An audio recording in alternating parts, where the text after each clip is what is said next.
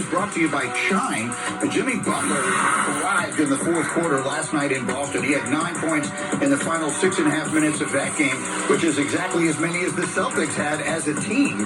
Butler's final 4 shots of the game all came with Grant Williams as the primary defender. So the Lakers are in a 2-0 hole. The Celtics are in a 2-0 hole. Stephen A., which of those two legendary franchises has a better chance of digging out and winning their series? I'm going to say the Los Angeles Lakers because I personally am shocked and stunned what I'm about to say, but the Boston Celtics look like a team that's on the verge of being swept. The bottom line is this: when you look at their talent, they're evenly matched. We got to give Miami credit.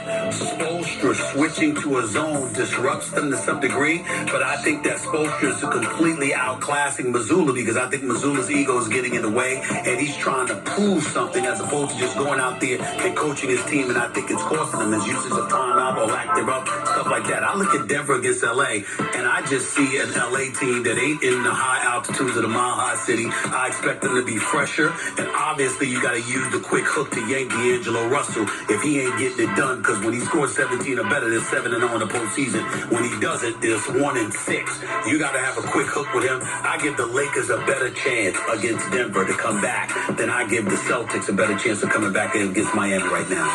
LeBron James has done this twice. Yes. Come back from 2-0 down in the conference finals twice to win. So, I mean, the first thing you have to like is the know-how. Not just anybody's know-how, but LeBron's know-how. Mm-hmm. The thing I don't like about Boston, Stephen A., I'm with you. I mean, I don't even know if it's ego. It's certainly a stubbornness. Yes. Right?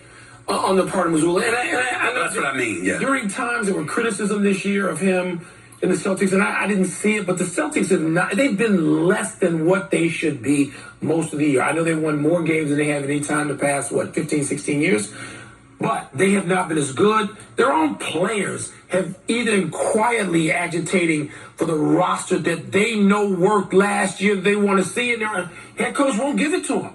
And I think you've got some internal things there. I'm not saying there's controversy. I'm just saying they are not the team they were last year when they won those games in a row. Maybe they'll prove me wrong by going into Miami and winning Game 3. But I'll take my chances with the Lakers getting kick-started tonight before I will with Boston. I agree with both of you guys, so I want to make sure I cover the other game. And I want to talk about, first, give Miami Heat credit. Like, Jimmy Butler has been very dominant.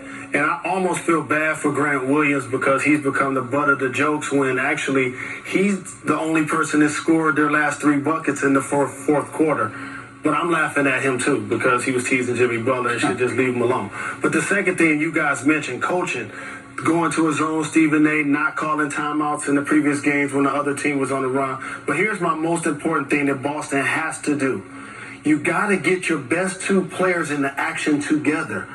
So many times when Tatum has the ball, Jaylen Brown's on the other side of the court, and vice versa. You got to get those guys in the pick and rolls, dribble handoffs, actions where they're working together, and that makes everybody else around them better. When you do that, as a young coach, Joe Mazzulla has to figure that out. As a side, Jason Tatum shooting 30% from 3-point range. Jaylen Brown is shooting 15% from 3-point range in this series. That ain't going to cut it. And might you want to throw a double team on Jimmy Butler? At least show it to him? And maybe Jason Tatum could take a shot in the fourth quarter. That would be a delightful change from what we've seen in the first 2 games. Meanwhile, we are getting set to take you